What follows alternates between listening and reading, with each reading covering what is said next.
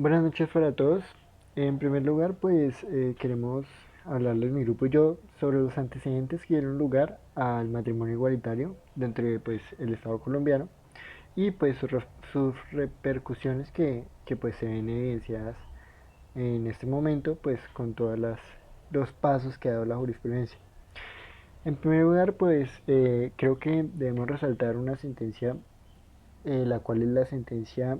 C098 de 1996. Bueno, en cuanto a la norma demandada de esta sentencia, encontramos que es la ley 54 de 1990 y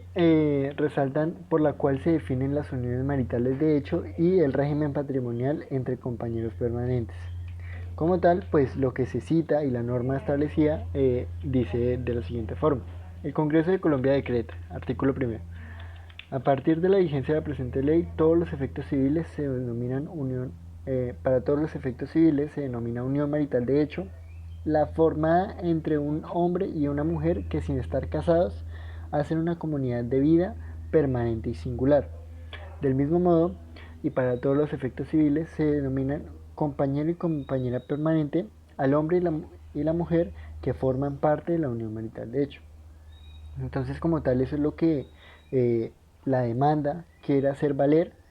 enfocando pues la idea en la que no solo estos dos individuos puedan relacionarse entre sí de una forma pues amorosa y civilmente aceptada para el Estado, sino que sea añadida no solo por ellos, sino por toda la sociedad,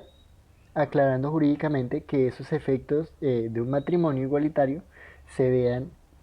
basados y resueltos con todas las formalidades, sin ninguna discriminación y sin ninguna como formación equívoca de lo que pretendan realizar en su voluntad. Como argumento clave que realiza la Corte dentro de esa sentencia, es válido destacar que ellos dijeron que la Corte, que la comunidad o la ética o la misma moral de toda la sociedad colombiana como tal no estaba apta para realizar como esa aceptación, ese acogimiento a estas personas, teniendo en cuenta que lo dijeron indirectamente con el principio de la democracia, que claramente resalta una gran parte del país, eh, pero que como tal se fundan dentro de esa accionar en la comunidad y dejan a un lado esa posibilidad de ver o hacer ver el matrimonio igualitario como pues una fuente en ese entonces de una clara jurisprudencia normativa. Para concluir, creo que es importante destacar que las parejas homosexuales dentro del país han sido discriminadas pues, en cualquier entidad o bueno, en gran parte y primordialmente por el Estado y la comunidad como sociedad, entendiendo que se les violan derechos fundamentales como la igualdad, la dignidad, la honra, entre otros principios o valores que pues deben consagrarse en la Constitución y que se pueden sobreentender a raíz de ella. Muchas gracias. Buenos días, mi nombre es Martín Rodríguez de séptimo semestre, mi código es 0602554 y este trabajo es para Derecho de Familia. Yo encontré la sentencia C700 de 2013 en donde el demandante expone el artículo segundo de la ley 54 del 90 en donde se hace una comparativa entre la unión en la sociedad patrimonial de hecho, en donde se votan dos hipótesis que el demandante está haciendo alusión a un injusto proceder legal y procedimental para poder, digamos, sostener una sociedad patrimonial con una unión marital de hecho después del matrimonio. Entonces él dice que hay dos hipótesis. La primera hipótesis es la unión marital de hecho sin impedimento del matrimonio. Y la segunda hipótesis es la que configura un impedimento para contraer matrimonio. En este caso dice la ley 54 del 90, digo qué va a decir, la voy a citar. donde dice, bueno, en el artículo segundo, modificado por el artículo 1 de la ley 979 del 2005, dice, se presume sociedad patrimonial entre compañeros permanentes y si hay lugar a declarar judicialmente en cualquiera de los siguientes casos. Cuando exista una unión marital de hecho durante el lapso no inferior a 2 años entre hombre y mujer sin impedimento legal para contraer matrimonio, cuando exista la unión marital de hecho por un lapso no inferior a 2 años e impedimento legal para contraer matrimonio y por parte de uno o de ambos compañeros permanentes siempre y cuando la sociedad o sociedades conyugales anteriores hayan sido disueltas y liquidadas por lo menos un año antes de la fecha en que se inició la unión marital de hecho. Para el demandante existe un agravio hacia los derechos de la pareja o como tal de los compañeros, debido a que un año antes, o sea, tiene que estar un año antes de cumplirse los 2 años de unión marital, de comenzar la unión marital de hecho, de comenzar sí, la unión marital de hecho,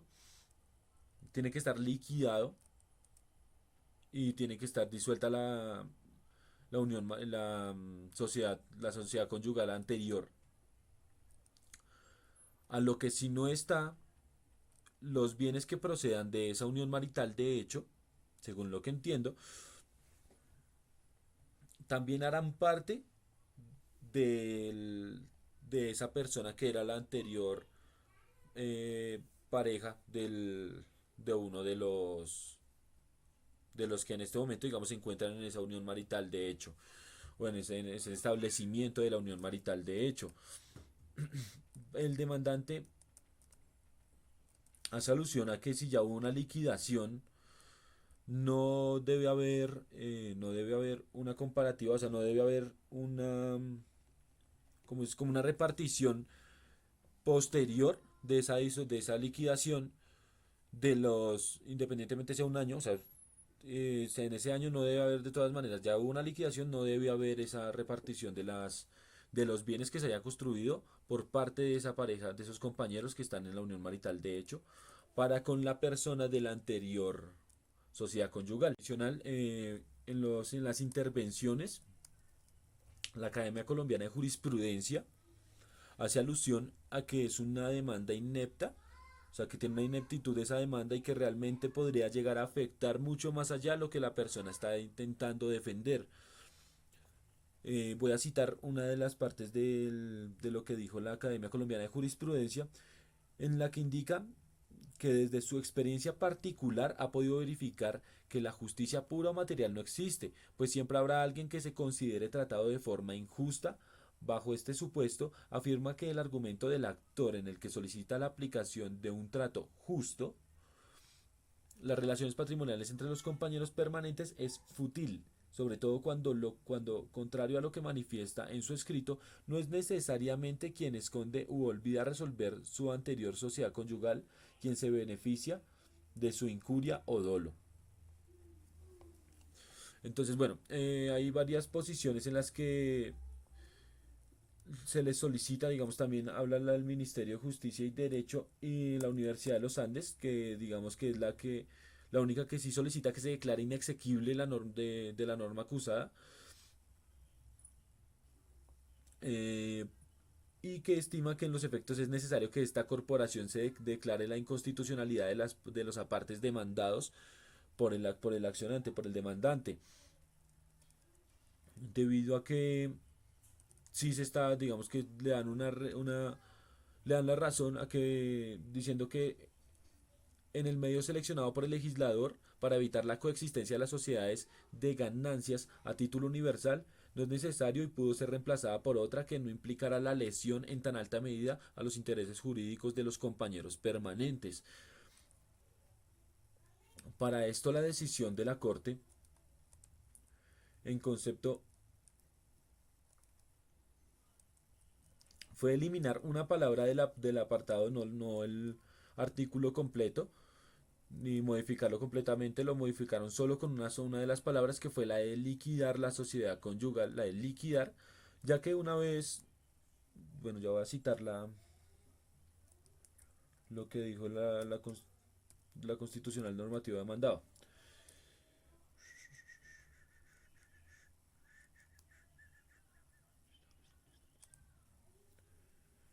Bueno, dice, bueno, él resuelve, dice que se declara inexequible la expresión y liquidadas contenida en el literal B del artículo segundo de la Ley 54 del 90, modificado por el artículo 1 de la Ley 979 de 2005. Y segundo, que se inhibe para emitir pronunciamiento de fondo respecto a las demás expresiones demandadas contenidas en el artículo segundo de la Ley 54 del 90, modificado por el artículo 1 de la Ley 979 de 2005. Muy buenas tardes, compañeros, muy buenas tardes, doctor. Mi nombre es Sofía Guzmán y hoy vengo a explicarles el análisis jurisprudencial de la sentencia C075 del año 2011, con fecha del 7 de febrero y con el magistrado ponente, el doctor Rodrigo Escobar. Es una demanda de inconstitucionalidad en contra de los artículos 1 y 2 de la Ley 54 del año 1990, que fue modificada por la Ley 979 del año 2005. En la cual se define la unión marital de hecho entre parejas heterosexuales y el régimen patrimonial aplicable a este modo demandan los artículos que declaran la sociedad patrimonial basándolos en tres. El primero, que se declara por mutuo acuerdo bajo escritura pública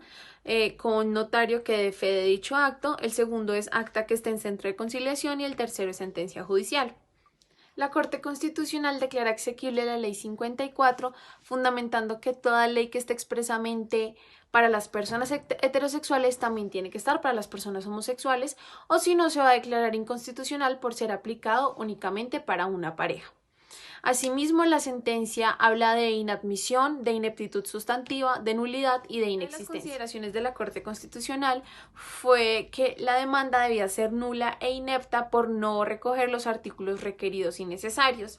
Asimismo, continuamos con nuestro problema jurídico que dice: debe determinar si la ley, al establecer un régimen patrimonial entre compañeros permanentes y limitarlos a las uniones maritales de un hombre y una mujer, viola los derechos fundamentales a la igual protección de parejas homosexuales.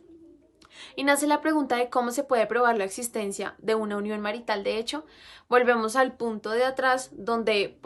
podíamos evidenciar que hay tres formas de probarlo: bajo escritura pública, bajo sentencia judicial y bajo acta en un centro de conciliación.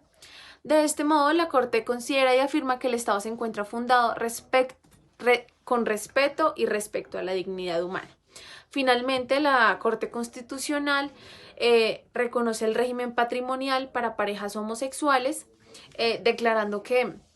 debe haber igualdad, que se está vulnerando el derecho a la dignidad humana, al libre desarrollo de la personalidad, y esta conclusión es basada en algunas intervenciones de esta sentencia que ayudaron a esta decisión. Muchas gracias. Muy buenas noches a todos. En el día de hoy voy a hablarles acerca de la sentencia C811 del 2007. Como magistrado ponente tenemos al doctor Marco Gerardo Monroy Cabra,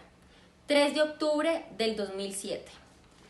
En los antecedentes consta que en los ciudadanos Magda Carolina López García y Jaime Fayé Rodríguez Ruiz, en ejercicio de la acción pública de constitucionalidad consagrada en los artículos 241 y 242 de la Constitución Política, demandaron la expresión familiar contenida en el artículo 163 de la Ley 100 de 1993. Este artículo expresamente dice: la cobertura familiar. El plan de salud obligatorio de salud tendrá cobertura familiar para estos efectos. Serán beneficiarios del sistema el o la cónyuge o el compañero o la compañera permanente del afiliado cuya unión supere a los 2 años. Los hijos menores de 18 años de cualquiera de los cónyuges que haga parte del núcleo familiar que dependan económicamente de este, los hijos mayores de 18 años con incapacidad permanente o aquellos que tengan menos de 25 años sean estudiantes con dedicación exclusiva y dependan económicamente del afiliado. A falta del cónyuge, compañero o compañera permanente e hijos con derecho, la cobertura familiar podrá extenderse a los padres del afiliado no pensionados que dependan económicamente de este. Una vez cumplidos los trámites previstos en el artículo 242 de la Constitución Política y el decreto 2067 de 1991, procede la Corte a resolver sobre la demanda de la referencia. Bueno, las normas constitucionales que consideran infringidas, los demandantes dicen que son los artículos 1, 13, 16, 48, 49 y 366 de la Constitución Política. Como fundamentos de la demanda tenemos la ley que desconoce completamente en esa palabra subrayada las familias de índole homosexual que claramente se han dispuesto en compañía, hecho de lo cual deben desprenderse derechos mutuos que deben ser reconocidos por el Estado. Para la demandada, la decisión que no incluye determinados grupos sociales que hacen vida de pareja, como es el caso de los homosexuales, menoscaba y vulnera el derecho de la dignidad humana y recibe igual tratamiento por parte del Estado. Constituye también que clara discriminación por razones de orientación sexual, puesto que incluye ciertas personas de la posibilidad de afiliar a su compañero del mismo sexo. Por la misma vía, la disposición afecta el derecho de libre desarrollo de la persona, pues la limitación que impone resulta que contraría la diversidad sexual en cuanto impide que la persona afilie a su compañero del mismo sexo, cuando el mismo se encuentra desempleado. Por otro lado, también agregan que se vulneran los artículos 48, 49 y 366 constitucionales referidos a la seguridad social, porque la protección social se desconoce al individuo en cuanto tal, por lo que del hecho de que dicha cobertura se organice en torno al concepto de familia excluye a quienes están por fuera del concepto, como son las parejas homosexuales o grupo de personas del mismo sexo. Ello implica que la regulación legal no atienda a los conceptos de eficacia, universalidad y solidaridad. Por otro lado, como argumentos tenemos, las intervenciones sugieren que el respecto a la expresión que debió demandarse es la de compañero o compañera permanente del afiliado, pues de la misma sí se deriva en forma directa, clara y precisa, no a que se elimine a la familia como objeto de protección legal, sino a que se incluyan a las parejas del mismo sexo. Visto así, la Corte entiende que la demandada denuncia una omisión legislativa relativa proveniente declarativa del concepto de familia, que consiste en que por vía de solo incluir a la familia en el ámbito de protección de la seguridad social, el legislador deja por fuera una célula de composición legal social que también debe estar incluida en dichas protecciones. Suma, la Corte entiende que la demanda de la referencia considerada ilegítimo en el ámbito constitucional que la ley solo incluye a la familia como objeto de protección, desconociendo que una célula social como la pareja homosexual también tiene el mismo derecho de protección, pero para la partícula de la cual emerge la exclusión es la de familia, pues este concepto ha sido tradicionalmente asociado con la pareja heterosexual, en que sea ella la que debe ser objeto de demanda. En la misma línea, la Corte no estima que los demandantes hayan debido de acusar todos y cada uno de los componentes normativos de las cuales consideran que emerge la discriminación jurídica y que por dicha omisión debe considerarse que su demanda es inepta.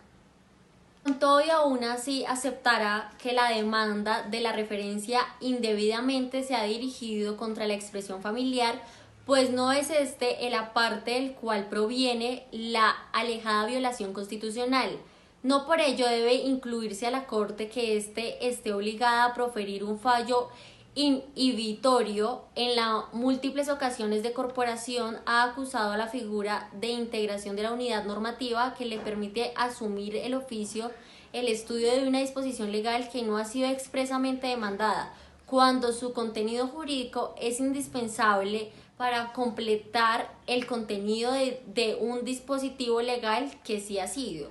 Como conclusión, la Corte terminó resolviendo declarar exequible el artículo 163 de la Ley 100 de 1993 en el entendido que el régimen de protección en ella contiene se aplica también a las parejas del mismo sexo.